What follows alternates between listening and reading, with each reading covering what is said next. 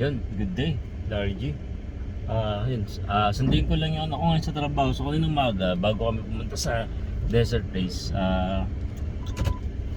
hinatid namin siya. So ang schedule niya dapat ay, tag dito, ang schedule niya is 8:30 to 1. Pero in-extend siya hanggang 2 p.m. So asarin ko yun. Siguro hindi na nakatanggi din sa nagpilit sa kanya. Pero usually kasi ayaw niya ng ganung schedule na biglang iniiba, diba? Kasi niya uwi na siya. So sundin ko siya ngayon sa McDonald's nagtatrabaho, yung si Sil. 15 anyos dito, no? Dito sa Australia, yung ganung age, nakakapagtrabaho na sila. Pero yung sweldo, syempre mas mababa. Hindi ko tanda kung magkano sa niya, may tanong natin. Pero alam ko, gawa na ako ng vlog dun eh. Na sabi ko na sa vlog ko din yun eh, yung magkano yung sahod niya. Galing siya sa isang food, galing siya sa isang tag dito, sa isang food chain din. Tapos lumipat siya sa ano, sa isang fast food, galing siya sa isang fast food chain.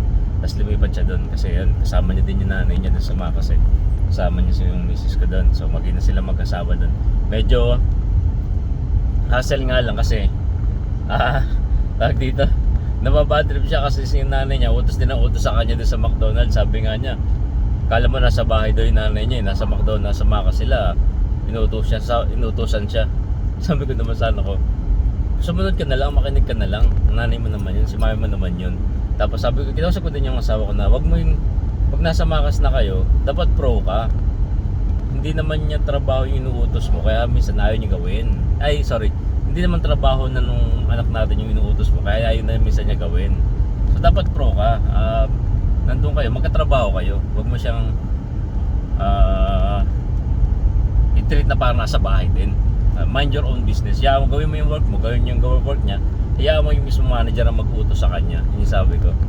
Yung sabi ko sa dalawa. Ay, sa misis ko. So, sa sahod, ang hindi ko natatandaan kung nasa $14 din yata eh. $14. Pero since 15 lang siya, or since niya, hindi ko alam kung may limit sa oras din sila.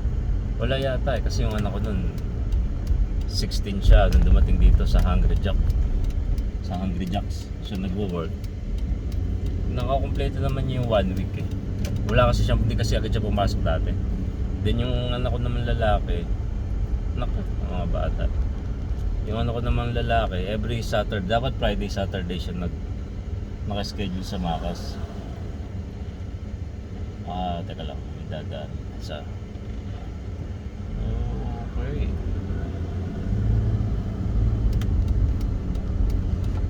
Dapat Friday, Saturday schedule niya sa Macas. Kaso yung Friday, skip na niya, Saturday na lang siya pumapasok. Tapos yung mga nakaraan Saturday, hindi siya nakapagtrabaho kasi injury sa sports. Medyo nahihiling na rin sa sports yung anak ko eh. Kaso kasama talaga yung napipilain ng pakunti ko, paminsan-minsan. Sabi nga, konti pilay pa lang yan. Madami ka pa makukuha ang pilay sa laro mo, diba? So medyo malapit na tayo. Pakita ko sa inyo yung ngayon. So ganun lang dito yung mga bata.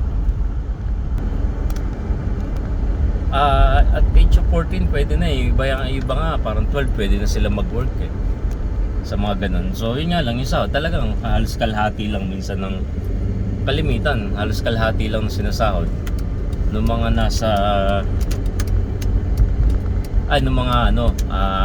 tawag dito, ng mga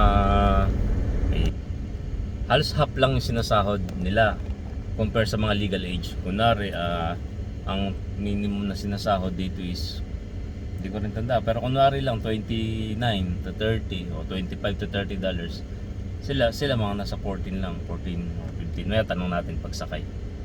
Nakalimutan ko, nasabi niya na sa akin. Basta lumipat siya kasi mas mataas yata dito ng $2 eh.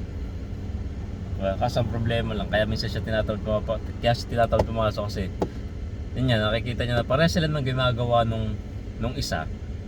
Since legal age yun,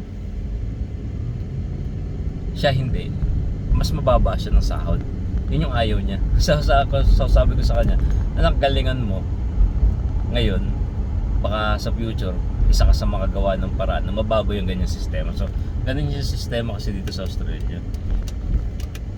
Nakapagtrabaho yung mga bata, kaso yun nga lang, yung salary hindi ganun ka same as ng mga legal age, di ba?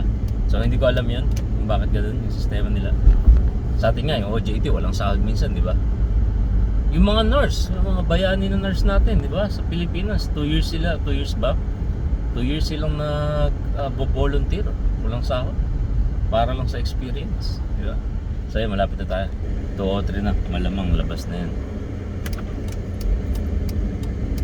Na.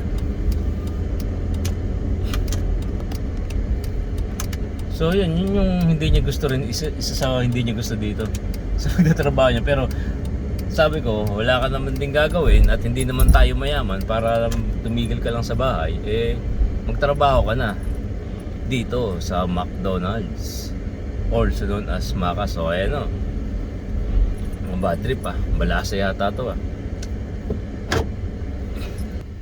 Basta busy? Busy. Ano yan sa helicopter nyo? Ayos na, tapos na. Mamaya tingnan mo yung video. Magkano ang sahod niya, Sil? $12. $12 pala, yun.